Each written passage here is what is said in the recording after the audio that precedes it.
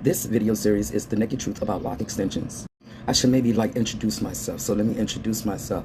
I am SAHDIGZ and I do lock extensions. I do it in my hair and I also do it in other people's hair.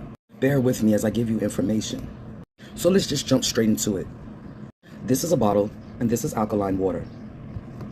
I'm letting you know that I use two different types of water for my hair. It's alkaline water or either Fiji water.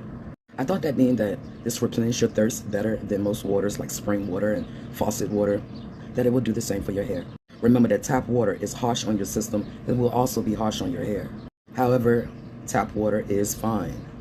I just want to say that if you are removing your lock or wick extensions, moisturize your hair. My hair has been conditioned. I also soaked it for like 20 minutes, so I know that I'm ready to fuck this shit up. Okay, I'm not really going to fuck it up. I just want to clear that up. Because you're going to be manipulating your hair and everything like that, it's good to have it moisturized so the hair can be stronger. As you can see, I already have light oils already in here. I also use aloe vera in my water. As you can see, this is Wicky and he's a little...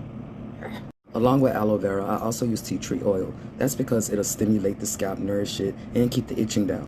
Also, it gives my water a boost to keep my hair moisturized as I manipulate it throughout the time of having my extension. So if you're suffering from dry and itchy hair, try this out and see if it works for you.